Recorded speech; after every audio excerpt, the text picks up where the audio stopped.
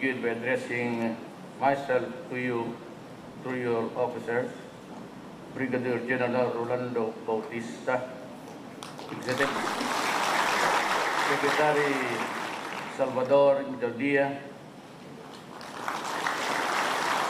Presidential Advisor on Military Affairs General Arthur Tabaquero, the men and women of the Presidential Security Group, ang mga pamilya ninyo, pati mga anak nandito ngayon. Good evening, and I would like to just be either short or long, depende sa takbo ng, I'm happy to be here. I apologize for not meeting you earlier because you're after all just like me working for the government. Kaya lang, I'm happy that you secure my person, but just the same, I would like to caution everybody na I do not cultivate adoration or a personal loyalty. Just remain loyal to the Constitution and I'd be happy, really.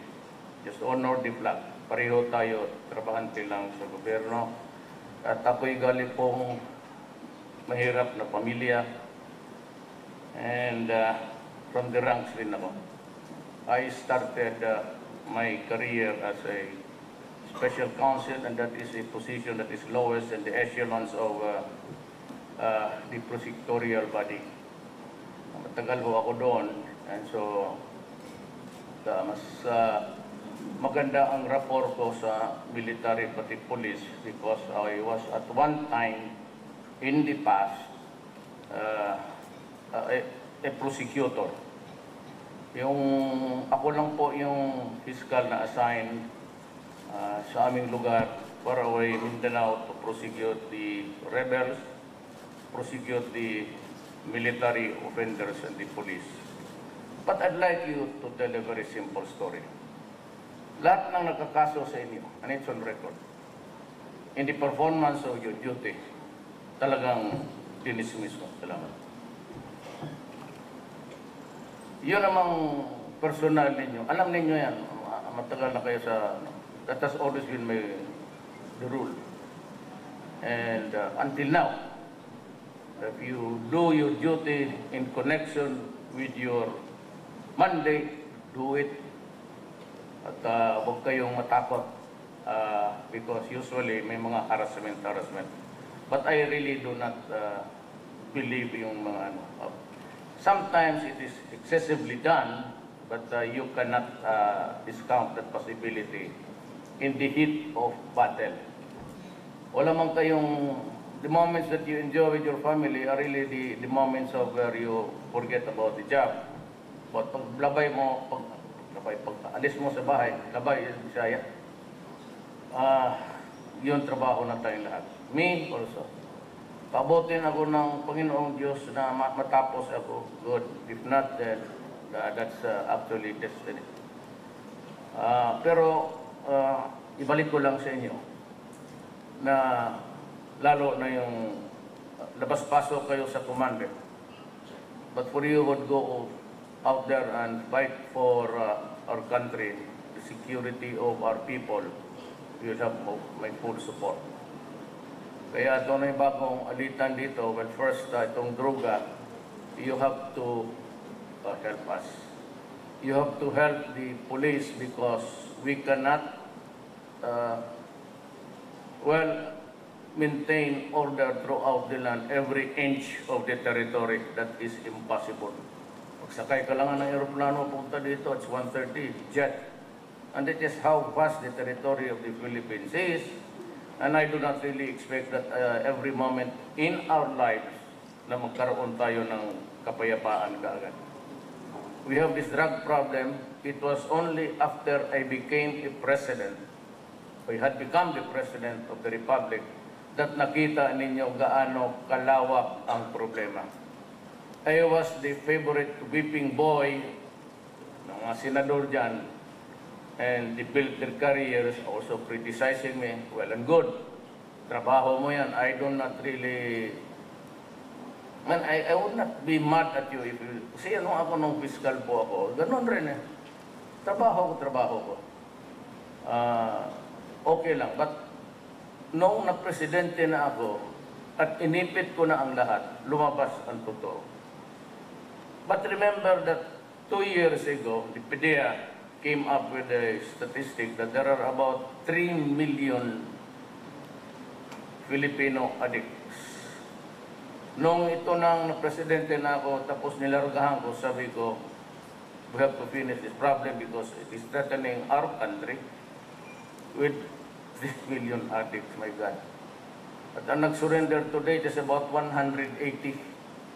Doon nakita ng Pilipinas na gaano pala kabigat ng problema natin. And so, they started with drugs here. It's the Chinese actually.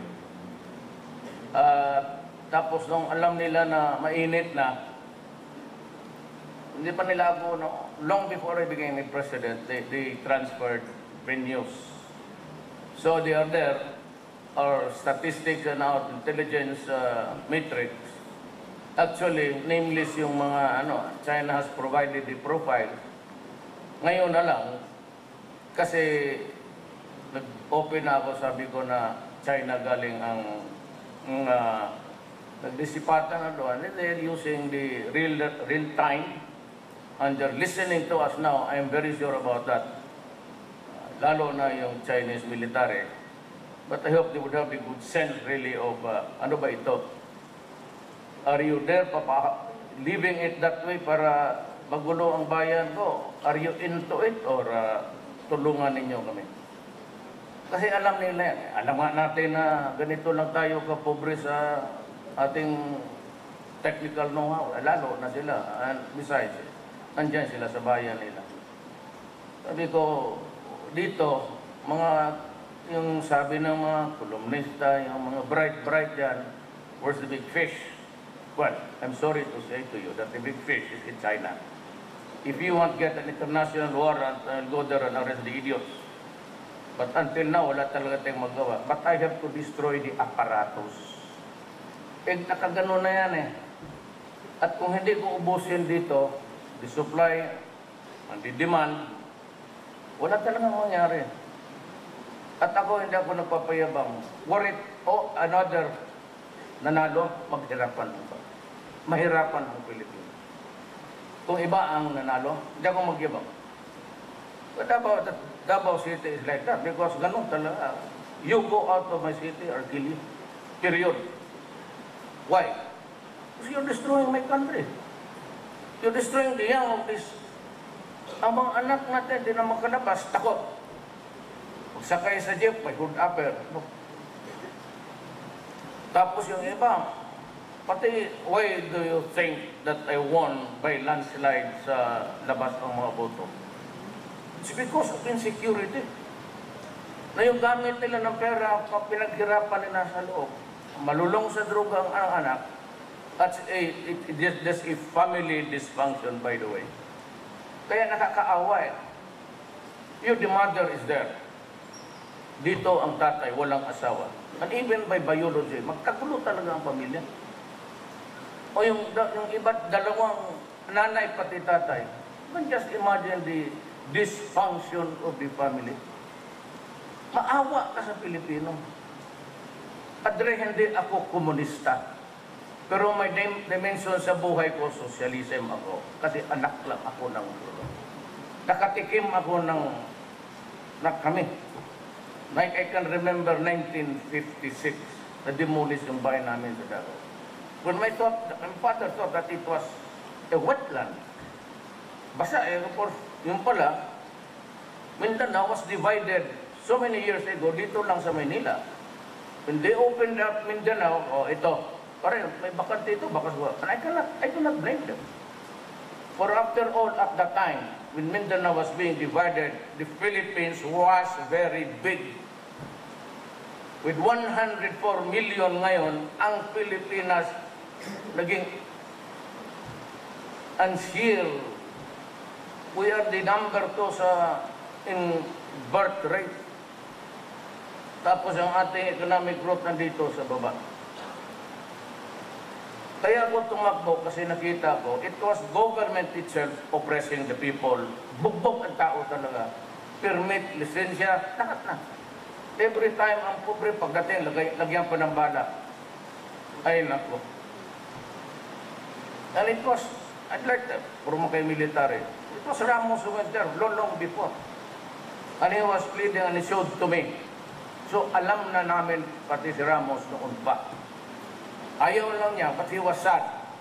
Sabi niya, he was the father of the police. Tapos ganun ang nangyari. PNP, PCINP yun noon, nag-merge. So I really cannot, sabi niya, I need somebody to fix government. You. Sabi ko, sir, ayaw ko, sir, wala akong pera. Yan, ikaw. Makbo ka na, I did not file. Galit siya pumunta sa Davao. Sabi ko, sir, wala akong pera. Ayaw ko. May nambak mo. Kami na siya, Presidente. I got it from my friends. You have the seed money. Run. So, araw-araw tanawagan niya ako, pilitan talaga akong mag-substitute. Yan talaga totoo. Is there alive? You ask him. Ganon, sabi niya, alam mo, ang problema, korupsyon, pati sabi niya, parang ang panahon ko sa pagka-president, so wala akong was not able to introduce anything that is a life-changing story for all of us. Ganon. Then comes itong gusto ko, you know, I'm addressing to the wife. I'm trying to save lives. Kaya ako, I hit the ground running, offered peace to everybody. To the communists, to the MI and men. Pero yung mga kriminal, wala akong ano. I cannot go into itong Abu Sayyaf. Those are the enemies that have to be destroyed. Talagang, you have to just destroy them. Pero for the sake of peace and save life, we're spending billions, and I hate to, sign a paper ng mayor ako to buy bullets just to kill a Filipino. Ito ng mga komunista, kaibigan kami. They are socialists, but they are Communist Party of the Philippines. I am just socialist in my dimension kasi anak ako ng mahirap. I hate government and anyone oppressing the people. Tanimbala, yung mahirap, yung walang hindi malakas. Samantala naman kaming mga mayor, mga general, mga cabinet members, your wave of, maski magdala ka ng isang toneladang diamante dyan, o brilyante, baliwala yan, sir. Well, that is the kind of government that really eats into the core of our essence as a Philippine. Sa panahon ko, it will be clean. Gano'n yan. Talagang Congress, sinabi ko sa kanila, ayaw ng tao per barrel. You go into it, ayaw ko kung anong mangyari. Do not tempt the gods. Kasi ako may droga, corruption. Do not, as far as I'd like to, gusto ko yung I operate within the law. Pero itong mga durugista, wala na. Itong corruption, paski saan? Lisensya, hanggang wala pa. Plate, wala pa. Bayad na yan, ha? 2 years ago, 3 years ago. Ano klase? Ang pobre magpunta ng clearance, magbigay pa. Tapos yung pabalik-balik, wala dyan ng chief of office. Kaya ko, dito sa executive department, hindi ko kasi kontrolado yung Congress pati judiciary. Dito sa akin, pag wala ka dyan sa opisina mo, I will just dismissal. Ano yung illegal, hala na. Basta punta ka ng korte kung gusto mo. Kung wala ka lang dyan, I'm warning everybody. I'd repeat the warning tomorrow. Na kung binayaran ka for 8 hours, do not shortchange the Filipino. So kung magtrabaho ko lang dyan, karamihan na after lunch break, hindi na bumabalik. manood ng sine, mall. So, ang bayad namin, good for 8 hours, then you only report for 3 to 4 hours. That's swindling, actually. You're swindling the Filipino people of their money. You are paid with a certain amount on certain hour. Kaya magtrabaho kayo. And apparently wala pa, pati itong contractualization. Itong mga kumpanya, sabi ni Secretary Bebot Bilio kanina sa ANC, he would be employing more men to inspect and see the records. Kung ganon, walang mangyari dito. We do not have the warm bodies to go there and check. And, you know, it will result in corruption again. Wala ako dyan eh. Wala tayo. Sabihin na papel, inspector, lagay mo lang dyan, tapos bigyan. So I cannot have accurate cost. I know how this system operates. Patakan ako sa gobyerno sa Limones 40 years. Kasi pag kayong prosecutor ko, siguro 10 years. Tapos bulahin mga gano'n. Kaya ako bukas magdaan. Sundin ninyo ang batas na wala na ako ang inspeksyon o sarahan ko kayo. Mamili kayo. Wala nang inspeksyon. If there's a violation, I do not need to magsabi liya ang mga trabahante na hanggang ngayon, 5 months sila alit. Magkalitsihan na tayo. I mean, I do not care.